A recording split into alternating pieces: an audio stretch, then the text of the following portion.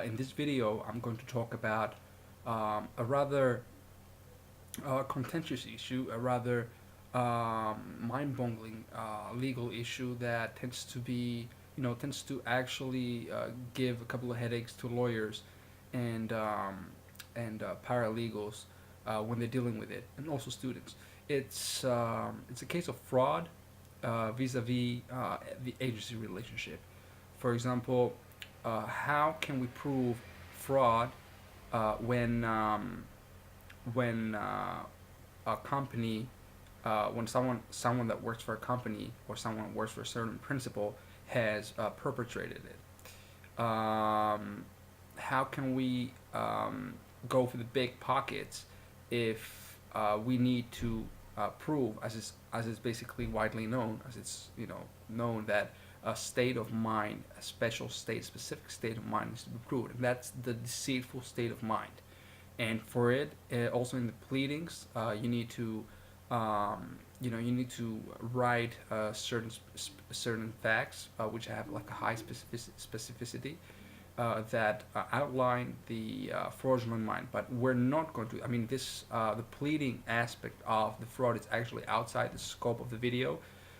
In this video, we're talking about the substance of um, how the courts infer on how the courts decide that there's fraud on the part of the principal. Because let's just assume that an agent that you have an agent that has been authorized decides to make a representation, which representation to his mind, let's say, is the representation is wrong. He knows that, and he also has an intention for that representation to be relied upon by the representee. So, the most famous example is so he can basically sell a product to him, either a physical product or um, something else, for example, like a security. So if he wants to sell it, then like he knows that it's false. He makes a representation that it's whatever it is, like that he does actually a certain stuff, whereas he knows that it doesn't, and has intention to rely. Then you got fraud, and it's easy to establish fraud in this case because the fraudulent mind of the agent can be attributed to the company. So if the agent is fraudulent, then the company is fraudulent too. But what happens when the agent makes a representation which tends to be which tends to be false, but it's not fraudulent, uh, which means that he does not have the intention to rely, or he does have the intention to for the misrepresentation to be relied on, but he is not reckless as to its truth, or either he has no knowledge whatsoever of the falsity of the information. So he wants it to be relied, but he honestly believes that it's true, or he just either is being negligent if we do have a negligence relationship, a duty of care. So he kind of falls below the standard that needs to be made out in order for the fraud to be proved. Um, in that case, if the principal knew that the representation that was made, or that certain facts were actually um, certain facts were represented to the representee by the agent, would that make the principal liable in fraud? Could we attribute fraud to him, especially when we're talking about really complex cases where we have non-reliance clauses, exclusion clauses, which put in motion the parole evidence rule, and we have signed something after the fraud was perpetrated to us, but we have signed it, and there's all kinds of exclusion clauses which we haven't read because of the fraud, and we really need fraud because fraud is going to surpass uh, this clause. It's the only way that those clauses can be effectively surpassed. Otherwise, it's gonna be. We're gonna talk about another topic. This is simple representation, misrepresentation, innocent, or either negligent misrepresentation. These clauses might hinder to substantial degree an effective claim to a rescission or either damages, right? So, and sometimes it's even rescission in the first place, because when you sign something, it's really technically not a defense that you haven't read it. But going back to what I was actually saying, um, what if the principal knows that the misrepresentation was false? Well, in that case, just bad news to you, because he doesn't merely the representation knows that something that was misrepresented was wrong, was false, or it was being reckless to its truth. In that point in time, is not going to make the principal guilty of fraud. And I know the bewilderment in all of you when you actually hear that. It sounds prima facie unfair, but that's how the law works.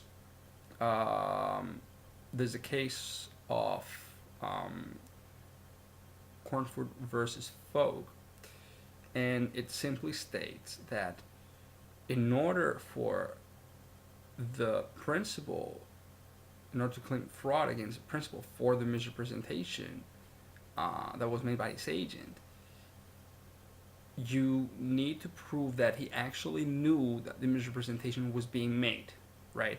That's what you gotta know. And I know it's a fine distinction. You have to, um, put in your head.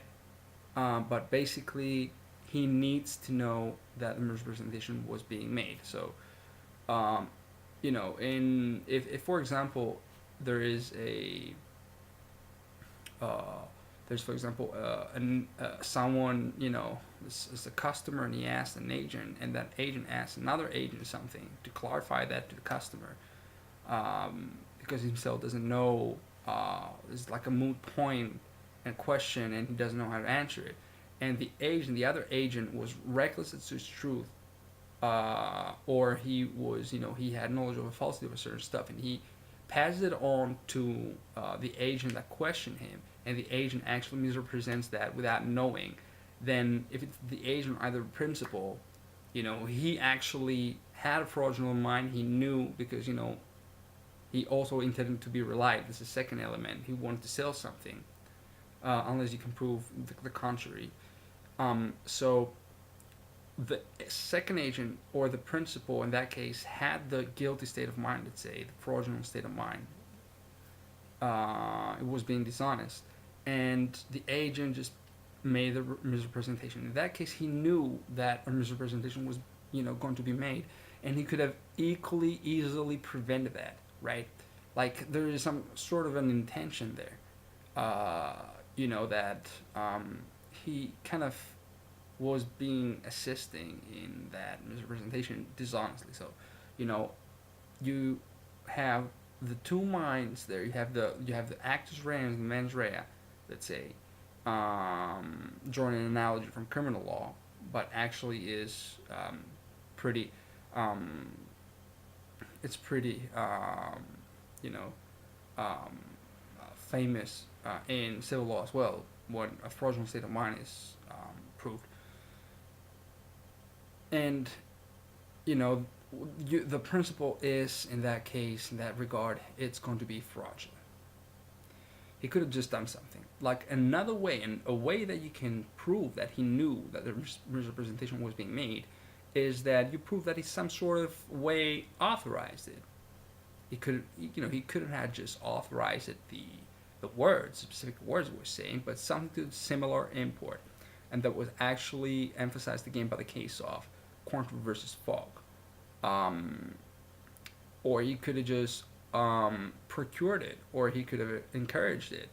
So if you have documentary evidence that shows those kinds of acts, shows that he incites, he procures, he encourages that kind of behavior, that kind of conduct, kind of speech, which is actually with that state of mind, then there you got it. He is going to be guilty of fraud. You can successfully claim fraud. Now, the same goes with a principal. When the principal was being innocent, the principal was innocently making a misrepresentation, and the agent knew that it was wrong. There was an intention on the part of the agent to rely on it, and he didn't do nothing. He just stood by there and just made the misrepresentation, or he didn't disclose important facts that, if were disclosed, that would have affected the state of mind of the uh, individual victim, the representee concerned.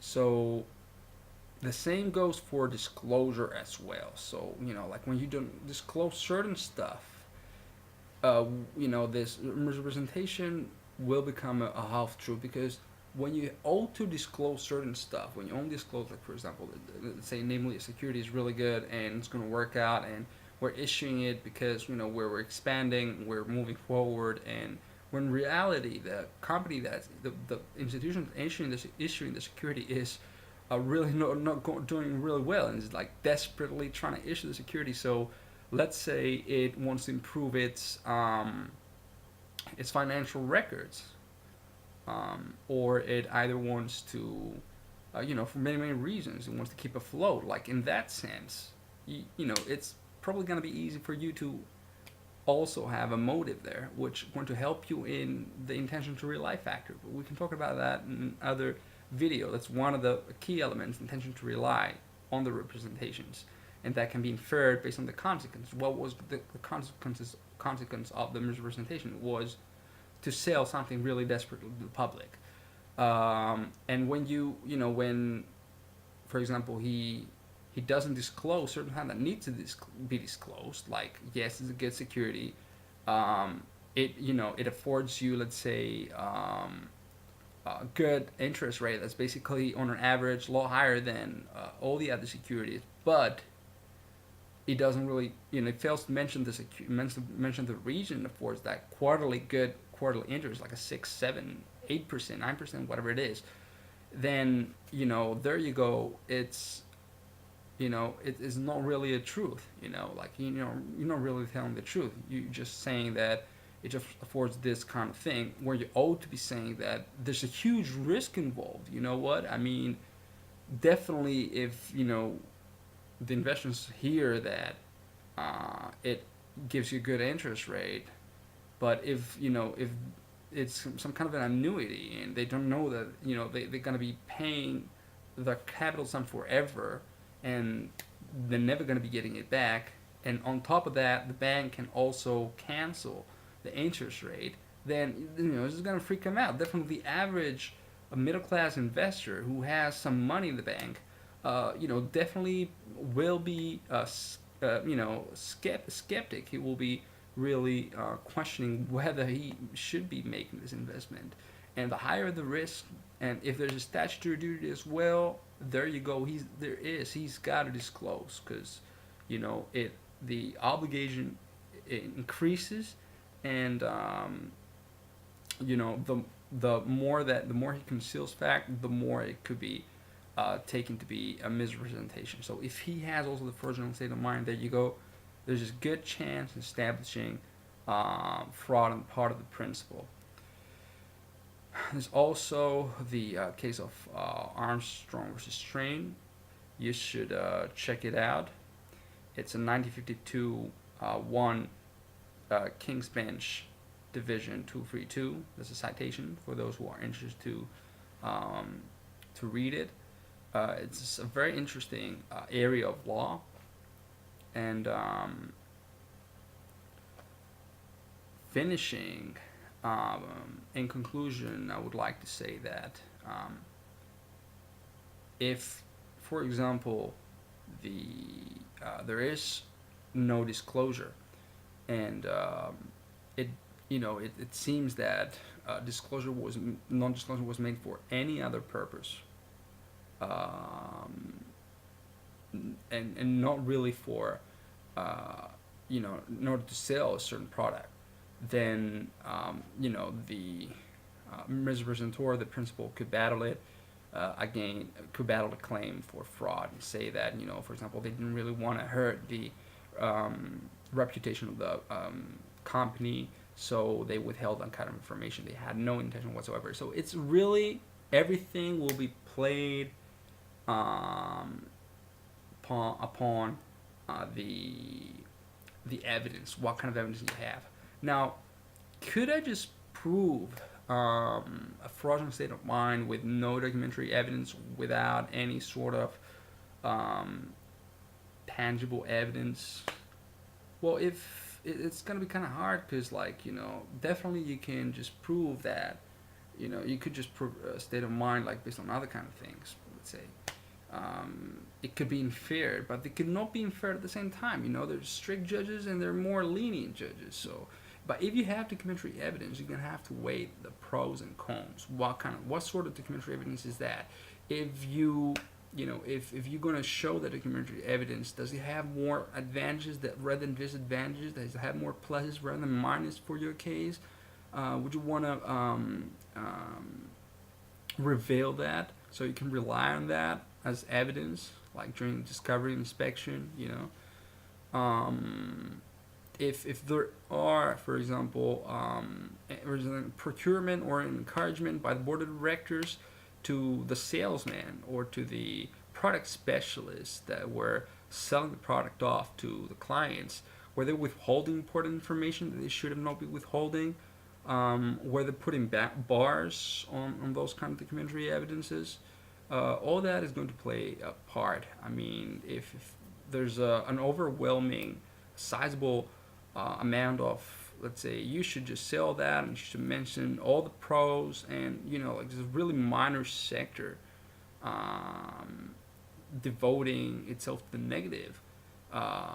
negative aspects of the security, that could actually pass, even though there's those bars. Maybe for the purposes of authority, they could just pass like he didn't have authority. But then again, it's been said that when he can do certain stuff, even though he did not have the authority to misrepresent, then he could be caught again. So it really depends on what kind of stuff, what kind of bars and what kind of prohibitions he have. But we're not going to turn on that. If there's rectification, the security was bought, there's a rectification, authority is really going to count. The principal has acquired a benefit. And if he disputes authority, that means that he should just give the money back. So that how it goes. It's going to be bad on him. But anyway, back to what I was saying. In this case also, you're going to have to see whether it's to your advantage to use that documentary evidence. If it's overwhelming, then you could actually say that he intentionally employed the agent to make the misrepresentations. So he had some sort of some sort of a reckless disregard. But even with a half truth, like this half truth, you could actually say that he authorized it. So even though he had prohibitions, he still had authorized half truth. So I guess in that sense, even when he authorizes one thing, he can't turn around and say I didn't authorize for a certain thing to be said, for example, because I told him not to say a specific thing. Well, if you authorize one thing and then you don't authorize a certain thing, and then a representation being made, then this is really going to pan out in the evidence.